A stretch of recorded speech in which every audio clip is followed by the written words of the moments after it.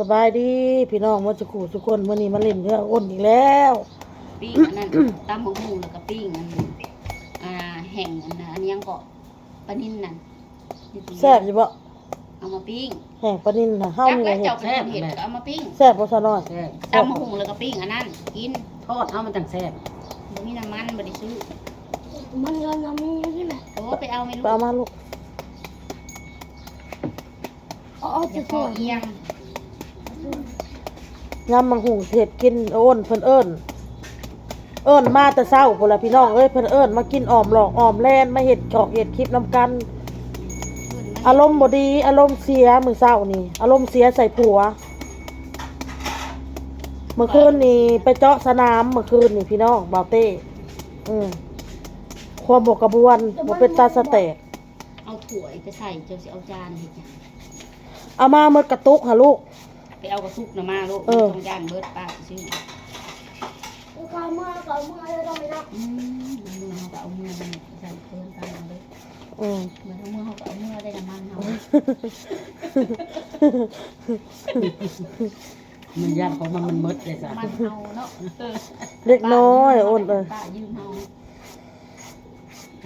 ก็ยังครึ่งหนึงครึ่งกระตุกนี่แหละน้ำมันน่ะป้ายืมเฮาก็ทอดได้เนาะ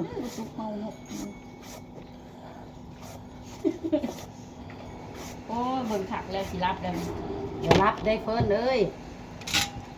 อย่ารับเด้อรับปะสิตำหูสิกินนี่ให้เลยล่ะเราจะได้กินเนาะเอาดมเบิ่งภาพเอาเบิ่งภาพเอาเอาเนื้อในเสืออ้นเสือว่าเพื่อนผัวเมื่อคืนนี่ไปงานดองมาผัดว่าไปเฮ็ดรถตำกับเขาเจาะสนามใจเย็นๆเด้อคุยกันเด้ออย่าใจร้อนคือเอื้อย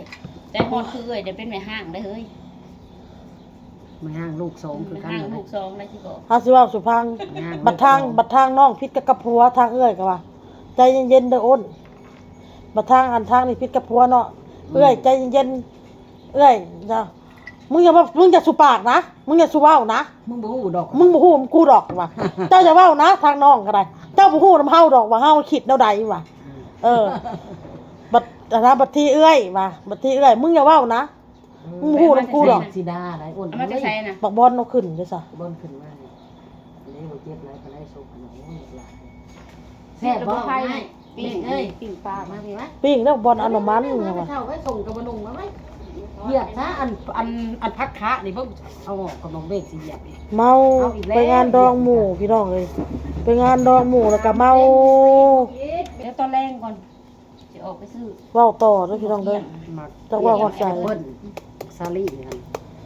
เลิกจากงานดองมาก็ไปส่งหมู่แล้วก็เมื่อเฮือนแพงบ่เมื่อเฮือนแล้วก็เอิ้นยูเซโนโทรหาแม่ให้แม่ค่ะลูกขายตู้ให้แม่ก็บ่รับเนาะเขานอนเนาะถ้าแบบหมักไปสิไปถ่าขายตู้ให้เพิ่นโดดละบ่ได้ถามโดนละขึ้นไปมันเป็นดิแต่ว่ามันบ่เป็นตาแซ่บคือข่อยเอามานะ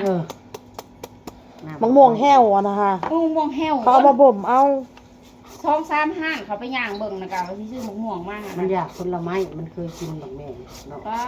โตขายตู้เอาเด้อสิออกมาเซโนได้พี่น้องเอ้ยบาดนี่มีรถเด้อสิออกมาหาลูกหาเมียเซโนกับผู้ที่ไปตำกับเขาตำแล้วก็เขาน่ะก็เมาเพิ่นน่ะก็เมาเขาขี่มา2คนวัยรุ่นว่าซะจ้ะเฝ้าหับปากเขาวัยรุ่น2คนแล้วก็ตำแล้วก็รถเขาก็เพว่าซะรถเฮากับเพพี่น้องรถทุกคนทุกบ่แม่นรถเฮากับเพอย่างมันก็ได้หับเอาเวลาเมาเจ้าก็มาซนข่อยคือกันมันมาชุบกันพอดีเนาะเจ้าก็ซนข่อยเพิ่นก็หับหมดแล้วหับเสียหมดเอามาส่งน้องลูกเอามาส่งได้เนาะได้เด้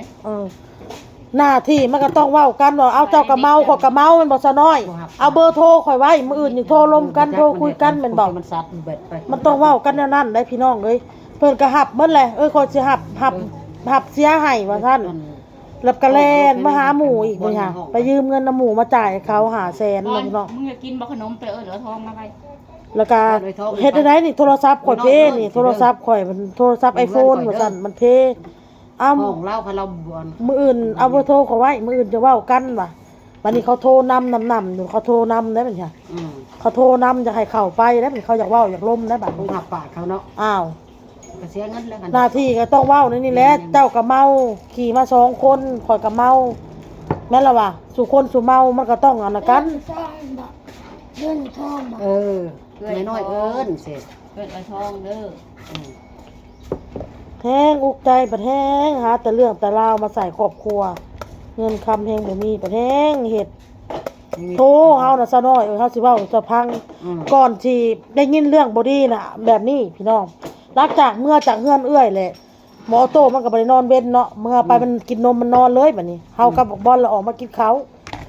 แล้วก็เข้าเมื่ออาบน้ำแล้วก็นอนนะเฮาก็นอนแต่เว้นนอนไปละพันว่าไปตลาดน่ะไผใหม่ มีเรื่องนะครับ ไผใหม่ไผยังนี่แหละไผใหม่ไผยังแล้วก็ไปซอยกับเจ้าดับไฟน่ะมอดซะหน่อยเฮาน่ะไปซอยเขาดับไฟน่ะไฟแล้วก็มอดแล้วก็มาต่อว่ะพันน่ะเมื่อพันแบบพิษกับผัวว่ะพิษกับผัวว่าผัวน่ะ เพียงค่ารายเล็กมัน ไปเฮ็ดเวียกกับวงดนตรีหยังสักอย่างนี่แหละ แล้วมาปะผัวน่ะเครียดว่าผัวเว้าบ่พังความ เศร้าตอนเศร้า9 โมง มาและกาบ่ทันได้ฮอดเฮือนแล้วไปสาวบ้านพักนอนว่าบ้านพักนะกาใกล้อันกะลารถโรงรถว่ะรถไฟใหม่โรงรถนะไฟใหม่อีกไปซอยเขาดับไฟอีกเฮาน่ะ ว่าบ่ได้นี่เลยนะทำกระบาลในการ มันพันเมื่อคืน พัน น่ะ เห็นไฟเห็นยังนี่มีของ แล้วก็ซอยแหละเฮาน่ะไปซอยเขาดับไฟแหละไฟก็มอด อัน แหละ นั้นคันฝันเห็นมันยังงูบ่อโลงศพบ่ออะไรมันที่มีโซ่คนตายคนเตยดีได้พันแน่นอน ดีบ่ ดีเงินสิเขาเจ้าอย่างนั้น เขาทันบาทล่างขี่ลูกลูกเขาขี่ บางคนก็ว่าสิได้เงินโอนบางคนก็ว่าสิเสียเงิน เสียเงินข้างหลัง โอ้ย บุกเป็นตาอย่างว่าจะเนาะ เหนื่อยเนาะใครก็ได้ มีแต่เคาะเข็นเอ็นหายเนาะ ไอ้ ให้ ตัว ห เรื่ นี อง โบ เรา หมดเลย แม่ ใคร น ก็ ล่ะ ได้นี่มาแหละอ้น โอ้ยมาแล้วบอก รถเว็บกระซ่าอยู่ที่รถนี่จ้ะขี่ได้อันมันซ่า ได้ เออ เป็นหยังว่ายบิดแห้งมันก็แห้งได้อเฮ้ย ก็คือกับรถเขาได้รถหลายปีก็เป็นยังรถอะไรนอนบ่เอารถนี่ออกเอาค้านี่ออกเอารถจักรไปซื้อไปซื้อขนมเนี่ยล่ะ เดี๋ยวเอ้ย ทำเขารถเนี่ยเขาได้เด้อเอาข้ากล้องนี่ออกรถ ไปซื้อนี่ หันแล้วก็ตื่นมาบัดนี้หาตื่นมาแล้วมาเบิ่งโมง12โมงซะหน่อยเอ้ย 10 โมง 12 โมงก็คืนแล้วมาขึ้นพ่อผัวเขาบอกว่าข่อยสิไปดองหมูว่าซั่น ไปเย็นคลิปพื้นท่าอยู่ใดแหละ สิไปดองหมู ไปอยู่ห้องแฮมบ่ เอ อยู่เรา อ บ่เลยดีใจก็ อยู่ภัตตาคารเพิ่นว่าค่ะ เออ เพิ่นอยู่ภัตตาคารแล้วก็จะจัดอยู่ภัตตาคารเพิ่นว่าภัตตาคารยังก็อยากินก็ให้ระวังเฮาเว้าเฮาก็บอกเพิ่นจะส่งรูปให้เฮา12 โมงรูปเพิ่นถ่ายกับหมู่อยู่ในงานนั่นแหละถ่ายเมียกับปึ๊บแล้วก็โทรปั๊บเลยโทรไปโทรแล้วก็บ่รับว่าอย่าให้เพิ่นระวังเนื้อระวังตัว ย่าน ว่า ว่า เฮาพันบ่ดีความหมายของเฮาอะนะซะน้อย เดี๋ยวเอ้ยไปซื้อขนมมาให้ แม่นเลย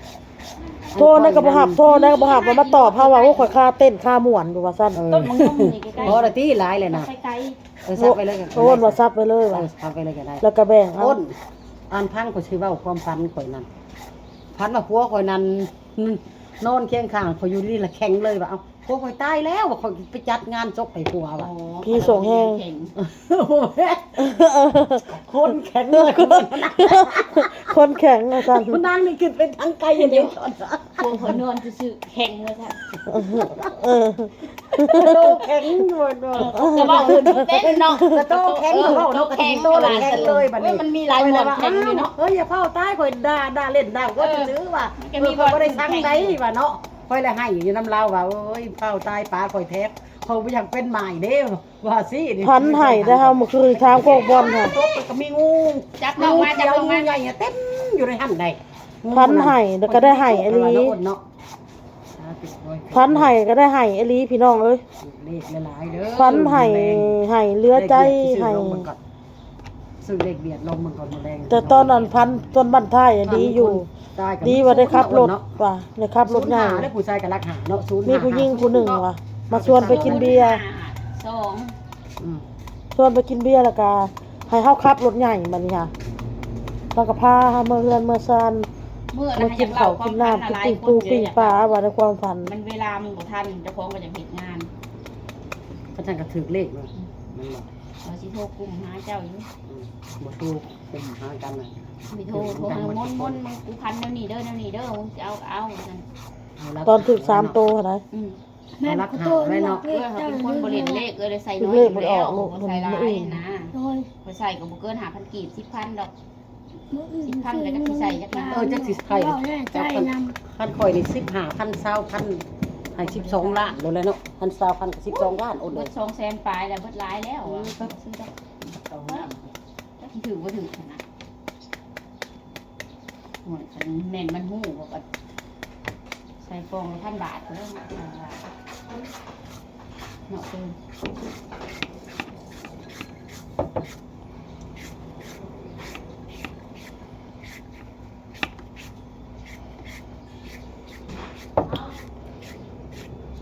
หลายเติบนะมะฮุงนี่ค่ะมันตัน ตำแซ่บๆ เนื้อมันตันเมื่อวานนี่หั่นปลาหมอนนั่นซื้อมาเมื่อวานนี่มันบ่ตัน เดี๋ยวเห็นอีกคลิปหนึงได้30 40เว้ยมันกินคลิปแล้วมันให้ลงมาเพื่อนนะลูกติดอยู่พุ่นก็ยังรู้สึกเกรงใจอยู่ได้แล้วเขาแนมเขาก็ขวัญ คือเว้าอะไรพี่น้องเอ้ยอ้นก็ได้เว้าเรื่องพื้นผัวบ่เป็นตาเนาะพี่น้องเนาะใครแต่ว่าบ่เป็นหยังหลายบ่เต้น่ะเจ็บแข้งซ้ำเน่า อยู่หลังก ย่างเย็กเพวอยู่ เรื่องนี้จะถ่ายจับแล้ว เฮาผัดบ่อยากให้เจ็บบ่อยากให้เป็นบ่อยากให้มีเรื่องมีราวอีกแหละเฮาประเทงบ่มีเรื่องของเรื่องมันน่ะ พ่อที่ถ่ายเปิดไปนี้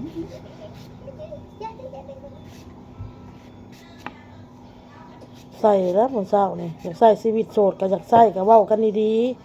ๆบ่ได้ยากทางนี้ค่ะ ด้วยเบิ่งเขาก็ดีอยู่จักแลอยู่ในตัวบูตาม โอ้ยก็มาเฮาเว้าเด้อซะเฮาเว้าผัวเจ้าก็จบอยู่ดีอยู่ซะห่านเจ้าก็ยังคนเฮามันมีข้อเสียข้อยสิบอกให้ซะ จักแล เจ้าบ่ได้นั่นนะ ส่วนงานเมียอยู่ตลอดด้วยกับบ่ดีอยู่ ส่วนก็มันมีข้อเสียของมันอยู่ เท่านั้นแหละเสียของมัน ไผบอสมึงดู เรื่องคำเว้าคำจานิสัยอันนั้น ไว้เถอะเนาะเอาไปแหละพี่น้องเอ้ยคลิปนี้พ่อกับคลิปหน้าเด้อพี่น้องเด้อย่ำหุงแล้วก็เว้าเรื่องเบาเต้เกิดอุบัติเหตุเมื่อคืนนี่แหละพี่น้องเอ้ย ไปเฮ็ดคลิปตำบักหุ่งคุณวันนี้ทอดปลาคุณวัน สบายดีพี่น้องบาย ำ